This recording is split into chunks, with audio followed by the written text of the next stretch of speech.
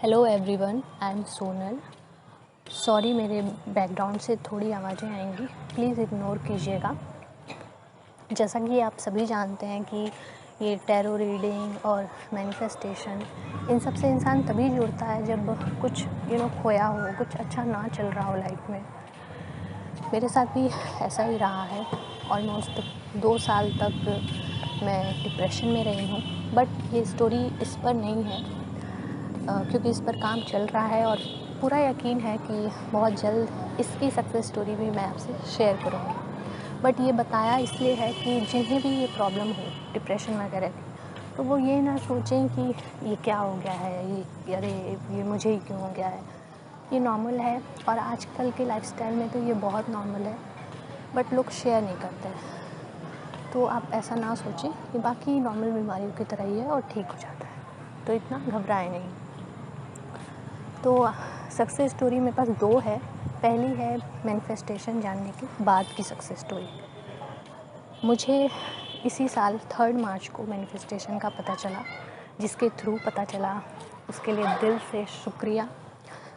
और पता चला तो लगा कि ये भी ऐसा भी कुछ होता है, मतलब एकदम अनजान थी मैं इस चीज़ से। और ये जो टैरो रीडिंग वगैरह इस सब पे तो यकीन ही ऑनेस्टली आज भी नहीं होता है, क्योंकि मैं बहुत प्रैक्टिकल पर्सन हूँ, इमोशनल भी हूँ बट प्रैक्टिकल भी हूँ। और यही लगता था कि कोई कार्ड देख के किसी की लाइफ का कैसे बता सकता है कि क्या होने वाला है, क्या नहीं होने वाला है। बट मैनिफेस्टेशन पर यकीन होता है, क्योंकि ये पूरा हुआ है, मेरे लिए काम किया है। हाँ, कार्ड्स पे अभी भी थोड़ा डाउट है, मे भी धीरे धीरे अच्छा हो जाए। तो ऐसा है कि मैनिफेस्टेशन के बारे में जानने के बाद मैंने सबसे पहले मैनिफेस्ट करने का सोचा मेरे एग्ज़ाम को। मैंने बहुत सारे वीडियोस देखे, टेक्निक्स देखी, सब अप्लाई करने लगी। 333 gratitude journal, water affirmation, visualisation, सब किया और हो नहीं पाता था। बिकॉज़ एक तो वैसा सोच कि ऐसा कैसे हो सकता है, और नया नया था तो थोड़ा मुश्किल हो रहा था। तो मैंने सोचा कि ये जो मार्च का महीना है, इसमें यूज़ टू होते हैं, और फिर जब थोड़ा कंटिन्यू करेंगे, जब थोड़ा आसान हो जाएगा हमारे लिए, मेरे लाइफ का हिस्सा बन जाएगा। तो ऐसे ही चल रहा था। बट सडन, आप लोग को पता है, अप्रैल में कोविड केसेस कैसे बढ़े, और मेरी मम्मी को और मेरे भाई को कोविड हो गया। दोनों की कंडीशन काफ़ी अच्छी नहीं थी, और डॉक्टर यही कह रहे थे कि हॉस्पिटल में एडमिट कर दो। मेरा घर बहुत छोटे से कस्बे में है, यूपी के बहुत छोटे से कस्बे में है। आप लोग समझ सकते हैं, जहाँ दिल्ली जो कि कैपिटल है, वहाँ पे बेड और ऑक्सीजन नहीं मिल रहा है, तो यहाँ पे क्या हाल होगा। तो हम लोगों ने ये डिसीज़न छोड़ दिया कि एडमिट कराना है, पर हम लोग डरे हुए थे ऑफ कोर्स। तो मैंने सोचा कि ये एग्ज़ाम जाए और अब ये विजुलाइज़ करते हैं। जैसे ही पता चला कि दोनों मतलब बारी बारी पॉजिटिव हुए, तो दोनों के लिए किया। तो दिन भर इतना काम होता था, जिसके घर भी कोविड पेशेंट हुए हों, इफ़ेक्ट हुए हों कोई भी पर्सन, तो उनको पता होगा कि काम बढ़ जाता है, काफ़ी बहुत केयर करनी पड़ती है। तो मैं घर में सबसे बड़ी हूँ, तो सारे काम मुझे ही करने पड़ते थे। तो बिल्कुल टाइम नहीं मिलता था कि कोई टेक्निक यूज़ की जाए, कोई स्क्रिप्टिंग वगैरह कुछ भी किया जाए। तो एक ही चीज़ पॉसिबल थी, वो विजुअलाइजेशन था। वही किया सुबह और शाम को। विजुअलाइज ऐसे किया कि मम्मी घर के काम कर रही हैं और मैं कर रही हूँ, तो वो कह रही हैं हटो हटो सोनल, मैं करती हूँ। वो छत पे जा रही हैं, वो आगे पीछे जा रही हैं, वो हंस हंस के बातें कर रही हैं, हम लोग के साथ बैठी हैं। ये सब विजुअलाइज़ किया। भाई के लिए भी ऐसे ही विजुअलाइज़ किया कि भाई हम लोग के साथ बैठा है, बातें कर रहा है, हम लोग के साथ लड़ाई कर रहा है जैसे भाई बहन में होता है।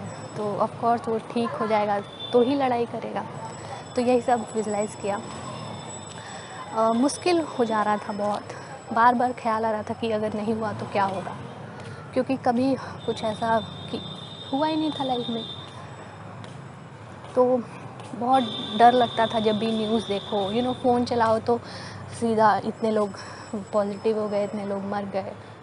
बहुत घबराहट सी होती थी घर में। यू नो 28 दिन तक एकदम हॉरिबल कंडीशन रही है, क्योंकि दोनों लोग को बारी बारी हुआ था। बट जब भी ऐसा लगता था, जब भी डेथ वगैरह की न्यूज़ आती थी, तो मैं डर बहुत लगता था, लेकिन यही सोचती थी कि इसके अलावा कोई ऑप्शन नहीं है मेरे पास, इसको होना ही है, मेरी विश को पूरी होनी ही है, क्योंकि इसके अलावा मेरे पास कोई ऑप्शन नहीं है। बस इसी बिलीफ के साथ करती गई, और आज दोनों ठीक हैं, दोनों हेल्दी हैं, दोनों की रिपोर्ट पॉजिटिव से नेगेटिव आ गई, सब अच्छा हो गया। दोनों हंस बोल रहे हैं, साथ में बैठते हैं, काम करते हैं, सब कुछ एकदम बढ़िया है। तो जो भी नए हैं उनके लिए यही है मेरे लिए सजेशन कि स्टार्टिंग में थोड़ा, जब जिनको नया है, मेरे लिए भी बहुत नया अभी 1 महीना हुआ था जाने, तो मुश्किल हो जाता है, बार बार लगता है कि नहीं हुआ तो नहीं। बट अगर आप 10 बार नेगेटिव सोचते हैं कि अगर नहीं हुआ तो नहीं हुआ तो नहीं हुआ तो अगर आप एक बार भी सोच लें कि हाँ होगा, तो वो 10 बार पे भारी पड़ जाता है। इसलिए उतना घबराएं नहीं, और सब अच्छा होगा, बस भरोसा रखें। और ऑनेस्टली टेक्निक के चक्कर में ना पड़ें, क्योंकि मैंने तो कोई टेक्निक ही यूज़ नहीं की, बस विजुलाइज़ किया, हो गया। और दूसरी स्टोरी ये है कि मैनिफेस्टेशन जानने के पहले की स्टोरी। मेरा बाय बर्थ मुझे हार्ट प्रॉब्लम रही है, आप लोगों ने सुना होगा दिल में छेद टाइप्स, तो वो रहा है। और डॉक्टर कहते थे कि जैसे ही मैं 18 इयर्स की होंगी, 18 साल के होते ही मेरी प्रॉब्लम बढ़ जाएगी और मे भी सर्जरी करानी पड़े। बचपन से ठीक रहती थी, बस ये रहता था कि थोड़ा इन्फेक्शन वगैरह जल्दी हो जाता था, सर्दी जुकाम वगैरह, बाकी कोई प्रॉब्लम नहीं थी। बट सराउंडिंग में इतना था कि सब लोग यही कहते थे कि अरे पता नहीं क्या होगा, ये बड़ी होगी तो क्या होगा। तो मेरे दिमाग में भी मुझे 4th 5th क्लास में थी तब से पता है, और तब से मैं रोज़ नहीं पर महीने में 10 बार तो यही प्रे करती थी कि भगवान जी प्लीज़ ऑपरेशन मत कराइएगा, प्लीज़ ऑपरेशन मत कराइएगा, यही दुआ मांगी। और 18 साल के होते ही बहुत बुरी तरीके से बीमार पड़ी, ब्लड बनना बंद हो गया, मतलब एकदम वीक, वेट इतनी तेज़ी से कम हुआ, बहुत कुछ ब्रीथिंग में प्रॉब्लम, ऑफ कोर्स हार्ट है तो बहुत प्रॉब्लम हो रही थी। तो ट्रीटमेंट कराया 2 साल 3 साल 5 साल, उसके बाद फाइनली 2017 में एम्स में जाके ओपन हार्ट सर्जरी करानी पड़ी। फिर ऑपरेशन होके मैं मतलब सोचा कि भगवान होते ही नहीं है। मैंने इतना प्रे किया, एक ही चीज़ मांगी, बचपन से अब तक एक ही चीज़ मांगी कि ऑपरेशन नहीं कराना है, प्लीज़ भगवान जी ऑपरेशन मत कराइएगा। और वो हो गया, वो भी इतना बड़ा मेजर, ये कितना पेनफुल था, एक्सप्लेन करना मुश्किल है। उस वक्त लग रहा था कि क्यों हुआ, मतलब भगवान जी तो सुनते ही नहीं है, मेरे लिए तो है ही नहीं। बट अब जब पता चला कि मैनिफेस्टेशन का, तो रियलाइज़ हुआ ये तो मैंने ही खुद ही किया है।